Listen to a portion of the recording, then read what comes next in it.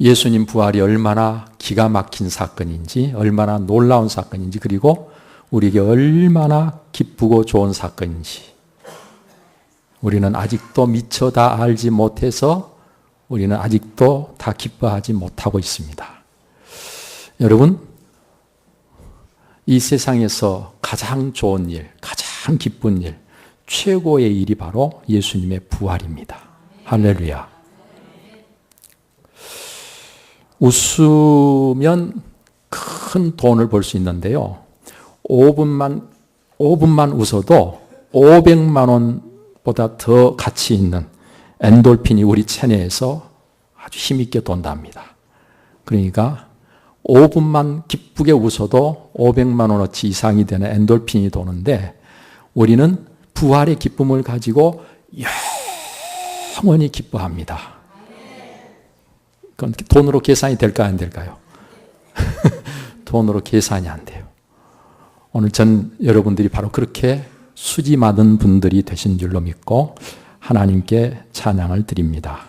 할렐루야. 오늘 우리는 고린도전서 15장 42절에 있는 말씀을 보았는데 이 말씀을 중심해서 이와 같은 부활이라는 제목으로 이제 말씀을 나누겠습니다. 교회를 처음 나온 분이 자기보다 조금 더 먼저 교회를 나오기 시작한 분 옆에 앉아서 예배를 드리다가 할렐루야 할렐루야 하니까 도대체 저 말이 무슨 말인가 싶어서 옆에 사람에게 할렐루가 무슨 소리야? 그러고 물었어요. 그랬더니 이분이 상당히 좀 모른다는 소리를 하면 자존심이 강해가지고 모른다는 말은 할 수가 없고 퍼뜩 생각난 게 저기 남원의 광한루가 생각이 났어요. 그래서 이야기하기를 할렐루야가 뭔고 하니 할렐루야가 사실은 저기 남원에 가면 광한루가 있고 진주에 가면 무슨 루? 촉성루가 있는데 하늘나라 가면 할렐루가 있다고.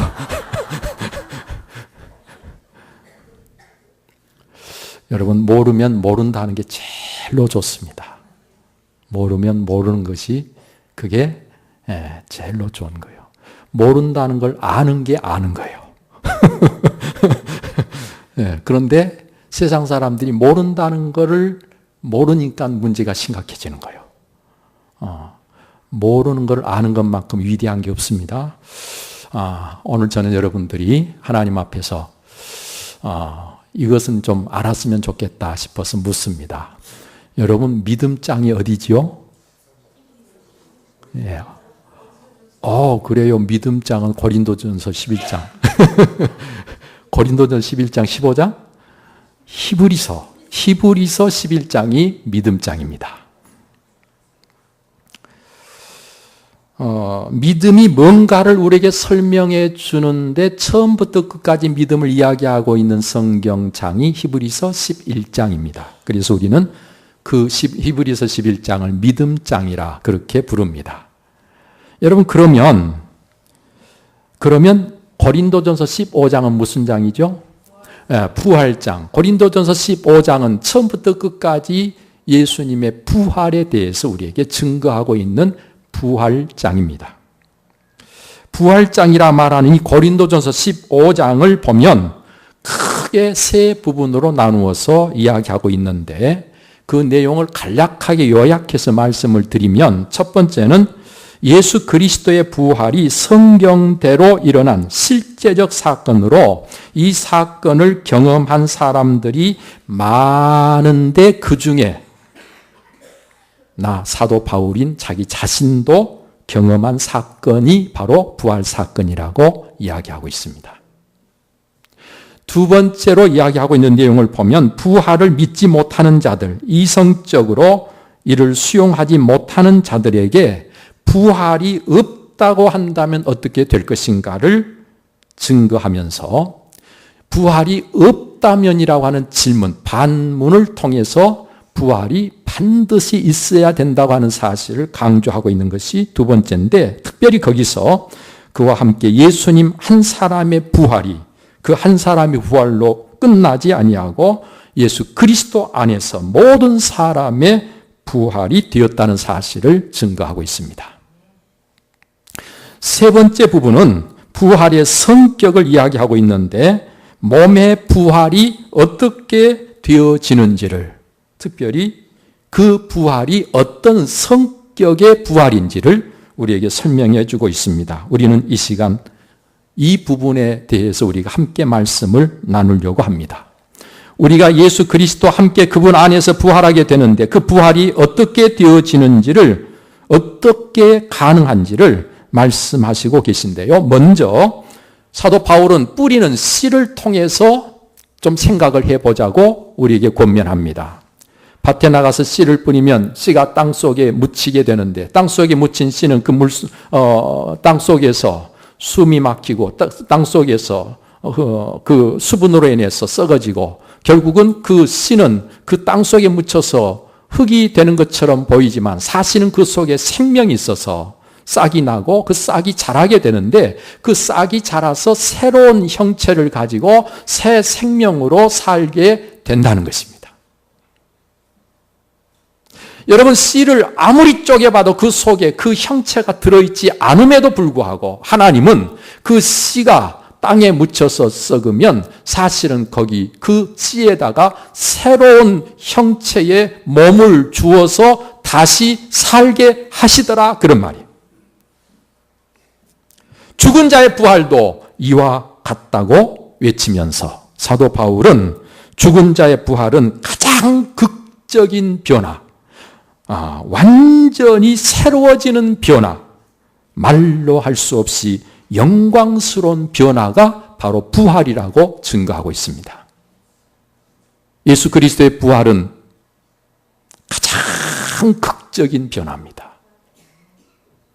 예수 그리스도의 부활은 완전히 새로워지는 변화입니다. 예수 그리스도의 부활은 말로 할 수 없는 영광스러운 변화입니다. 그래서 예수 그리스도의 부활은 변화라는 사실을 여러분 기억하시기를 바랍니다. 어떻게 변하느냐? 썩을 것이 썩지 아니할 것으로 사는 변화입니다. 죽을 것이 죽지 않을 것으로 변하는 변화가 바로 예수 그리스도의 부활입니다. 여러분, 여기서 썩을 것, 죽을 것은 흙으로 된 인간의 육신을 이야기합니다. 우리의 육신은 마침내 썩어지고 말 것이고 죽고 말 것입니다. 우리는 죽어서 땅에 묻혀 썩을 것입니다. 그런데 부활하게 되면 부활의 몸으로 우리가 변화되는데, 그러므로 이 변화된 부활의 몸은 절대로 죽지도 않고 썩지도 않는 것입니다. 그래서 극적인 변화요, 완전히 새로운 변화가 되는 것입니다. 그런가 하면 욕된 것이 영광스러운 것으로 사는 것이 부활입니다. 여기서 욕된 것이라고 말할 때 상태의 가치를 의미하는데, 죄로 오염되어 건질 가치가 없는, 기대할 것이란 전혀 없는, 그래서 완전히 허물투성이가 된 그런 욕된 것이 어느 우리의 옛사람, 죄된 우리의 모습인데, 이게 어떻게 변하는 거 아니? 아주 영광스러운 모습으로 변해서 사는 게 부활이에요. 점도 없고 흠도 없고 아주 거룩한 모습으로 우리가 살게 되는 것입니다. 그런가 하면 오늘 성경은 약한 것이 강한 것으로 변하는 것이 부활이라고 말씀하십니다. 여기서 약한 것이 강한 것으로 바뀌어지는데, 변화되는데, 여기서는 특별히 약한 것과 강한 것의 능력의 차이를 이야기하고 있습니다.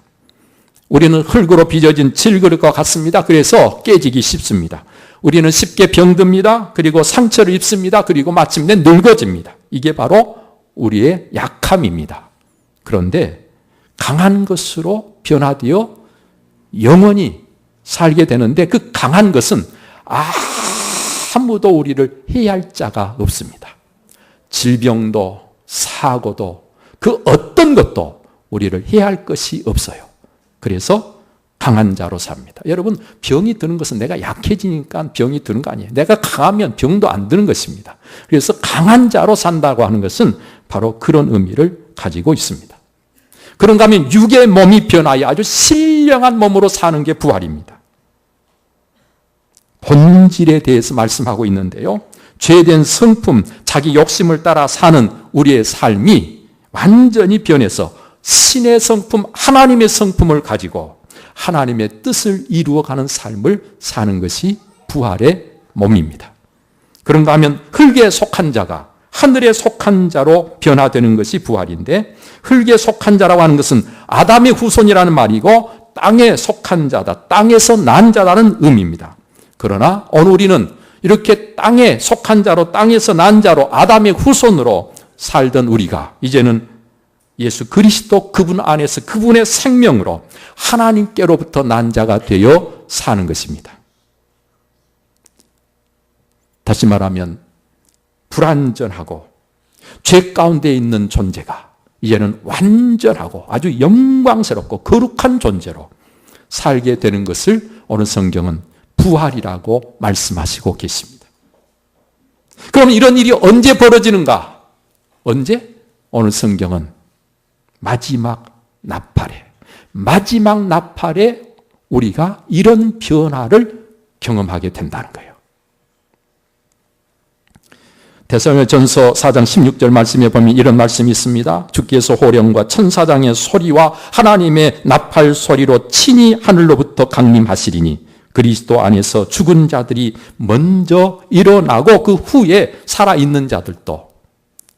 여러분, 여기서 보면 하나님께서 다시 이 세상에 예수 그리스도가 오실 때 어떻게 예수 그리스도 오게 하시는가를 설명하면서 주께서 호령과 천사장의 소리와 그리고 하나님의 나팔 소리로 예수 그리스도의 재림을 온 세상 사람들이 알리신다는 거예요. 온 세상 사람들에게 예수 그리스도가 다시 오실 때를 이렇게 알리실 때 이 마지막 나팔 소리가 들려질 때 오늘 우리는 썩어질 몸이 썩지 아니할 부활의 몸으로 바뀌어지는 것입니다. 변화되는 것입니다. 여러분, 이것이 사도 바울이 증거하고 있는 예수 그리스도의 부활과 우리의 부활이. 그러면 어떻게 되는가? 어떻게 그렇게 되는가? 성경은 뭐라고 이야기하고 있네? 순식간에 호련이라고 말씀하고 있는 이 순식간이라는 말은 엔 아토모라는 단어를 사용하고 있습니다. 이 말은 더 이상 쪼갤 수 없는 최단시간을 이야기합니다. 시간을 만약 우리가 쪼갤 수 있다면 쪼개서 더 이상 쪼갤 수 없는 아주 최단시간에 이루어지는 사건이 될 것이라는 거예요. 순식간에 아주 호련히 우리의 썩어질, 우리의 욕된, 우리의 약한 오늘 이 몸이 부활의 몸, 영광스러운 모습으로 완전히 새로워지는 것입니다. 완전히 새로워져요. 연세가 드시면 얼굴에 주름살이 생기고 전에는 예뻤던 얼굴, 젊었을 때는 그래도 좀 봐줄만 했던 얼굴이 점점 이상해져서 사진도 안 찍으려고 그러고 그러면서 이제 이 얼굴 때문에 참 많이 힘들어하는 분들이 계십니다. 여러분, 그런데요, 절대로 걱정하지 마세요. 우리는 부활하면요, 내가 나를 봐도 너무 황홀할 정도로 아름답고 너무 멋있는 존재로, 거룩한 존재로, 영광스러운 모습으로 하나님과 영원히 살게 될 것입니다. 거기서는 잘생겼느냐 못생겼는 자가 없어요. 네. 우리 모두는 너무너무 황홀할 정도로 멋있게 아름답게 거룩한 모습으로 하나님 앞에 있게 될 것입니다. 그게 바로 부활의 몸, 새로운 형체.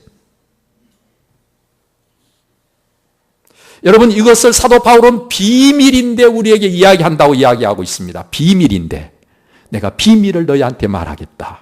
비밀이라고 말할 때 여기 비밀은 드러내주시긴 하지만 아는 자만 아는 것을 말합니다. 비밀은 아는 자만 아는 게 비밀이에요. 아는 자만 아는데 누구만 알까요? 오직 믿는 자만 아는 거예요. 오직 믿는 자만 아는 거예요. 그래서 여기서 이 말씀을 비밀이라고 이야기해 주고 있습니다. 여기 계신 여러분들은 예수 그리스도의 부활을 믿음으로 아는 분들이 다 되시기를 축원합니다. 이 비밀을 알아야 돼요. 모르면 큰일 납니다. 자, 이렇게 썩을 것이 썩지 아니함을, 죽을 것이 죽지 아니함을 입는다 그랬어요. 사도 바울은 이 입는다는 표현을 참 즐겨 사용하고 있습니다.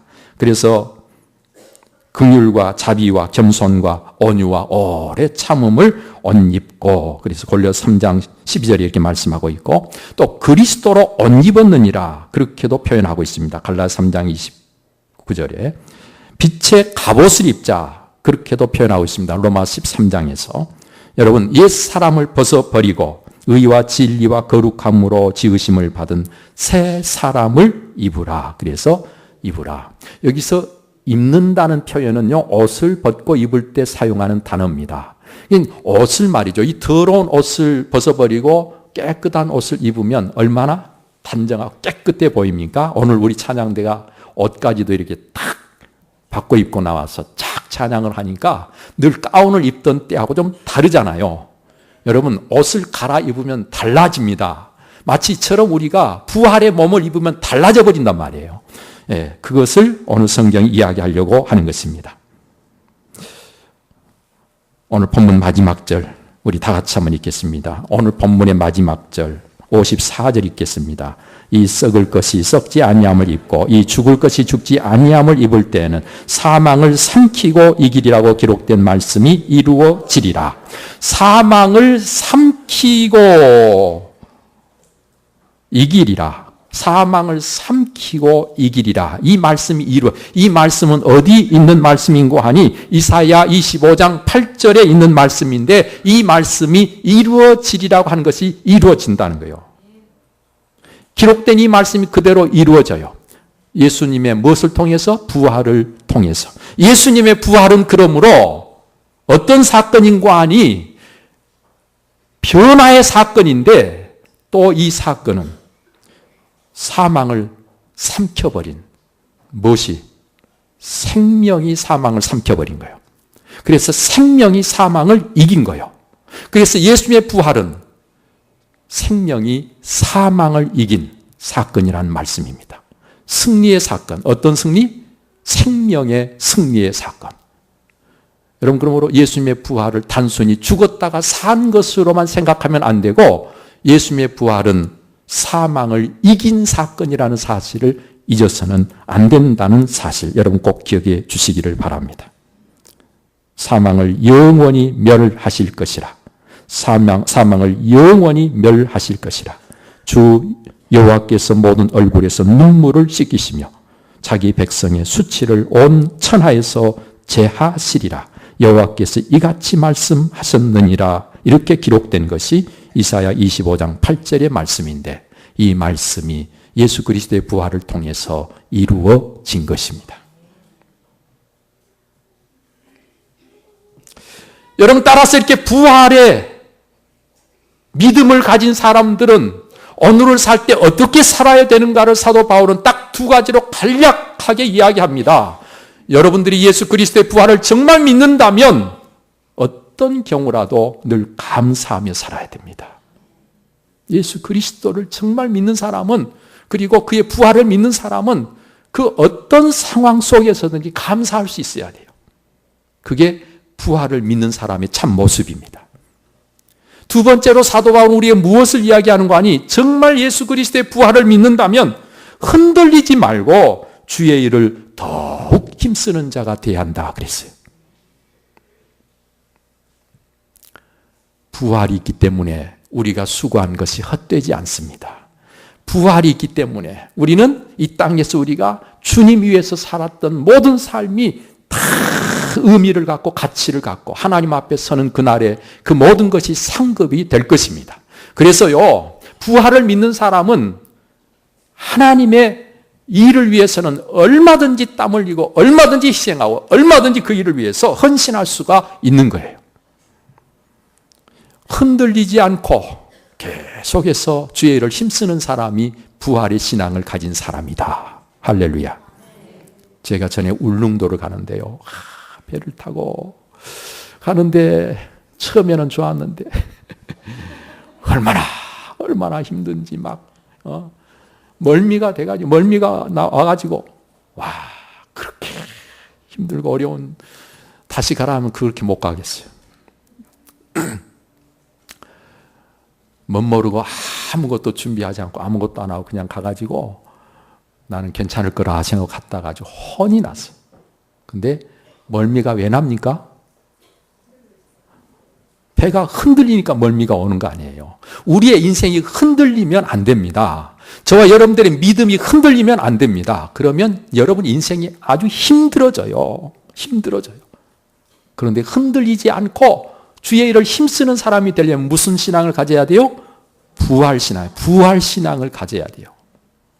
남해는 원래 섬이었지만 지금은 그냥 육지처럼 다리로 연결돼가지고 남해 대교가 있잖아요. 제가 남해 가서 목회를 좀 했던 적이 있었는데 그 남해 대교를 차를 타고 잠깐 사이에 그냥 건너가 버립니다. 울릉도도 그냥 차를 타고 그냥 쌩 가버릴 수 있다면 얼마나 좋을까. 네? 그러면 흔들리지 않고 힘들지 않고 가고 싶을 때 아무 때라도 갈 텐데 말이죠. 저와 여러분들이 흔들리지 않는, 그래서 정말 견고하게 서서 우리의 믿음으로 힘있게 멋있게 행복하게 살아가려면요, 여러분 부활신앙을 꼭 가져야 됩니다. 어떤 가난한 사람이 한 농장을 찾아가서 일을 하고 싶다고 저에게 일을 좀 시켜달라고 부탁을 했어요. 그랬더니 그 농장 주인이 일을 하고 싶다고요? 왜 힘든 일을 하려고 하십니까? 그러니까 이 사람이 사실은 돈이 필요합니다. 그래서 일을 하려고 합니다. 아, 그러면 그렇지. 돈이 필요하시군요. 왜 돈이 필요하십니까? 예, 돈이 있어야 쌀도 사고 옷도 사고 집도 살 수 있지 않습니까? 아, 그러니까 돈이 필요한 게 아니라 쌀이 필요하고 옷이 필요하고 집이 필요하시구만요. 아, 그러면 그것은 왜 필요하십니까? 아, 쌀이 있어야 배부를 수 있고 옷이 있어야 따뜻할 수 있고 집이 있어야 내가 거기서 쉴 수 있지 않겠습니까? 아, 그러니까 집이 필요한 것이 아니고 음식이 필요한 게 아니고 배부른 게 필요하고 따뜻한 게 필요하고 편히 쉬는 게 필요하시구만요. 그래서 어떻게 하겠다는 거예요? 예, 그래서 내가 좀 행복하고 싶습니다. 아, 그러니까 결국은 한마디로 행복해지고 싶으시구만요. 그렇습니다. 그 행복은 돈을 벌어야 오는 게 아니고 마음속에서 생각을 어떻게 하느냐에 따라서 당신이 행복해질 수도 있고 불행해질 수도 있습니다. 돈을 벌어서 행복하다면 이 세상 사람들이 다 행복해야 되는데 돈을 벌어서 행복한 게 아니고 우리 마음속에 생각을 어떻게 하느냐. 근데 그 생각의 틀이 뭔고 하니 믿음이란 말이에요. 늘 감사할 수 있는 틀이 있으면 거기다가 집어넣으면 계속 감사만 할 수 있는 거예요. 우리의 마음이, 우리의 생각의 틀이 믿음으로 딱 제대로 갖추어져만 있으면 우리 속에서 나오는 것이 늘 감사요, 기쁨이요, 찬송이요, 좋은 것들이 계속 나올 수 있는 거예요. 여러분, 오늘 이 시간 여러분들은 예수 그리스도의 부활을 믿는 이 믿음의 틀을 다 가지고 이 세상을 살되 언제든지 감사하며 사는 여러분 되시기를 축원합니다. 언제든지 주의 일을 더욱 힘쓰며 살아가는 흔들리지 않는 믿음의 사람들이 바로 여러분들이 되시기를 축원합니다. 기도하겠습니다. 살아계셔서 역사하시는 아버지 하나님, 오늘도 하나님께서 이 복된 날, 이 거룩한 날, 주님의 부활을 기뻐하며 찬송하며 즐거워하는 이 날에 하나님, 우리가 하나님 전에 모여 있게 하시고 이 자리에서 하나님을 찬송하며 예배드리게 하심을 감사합니다.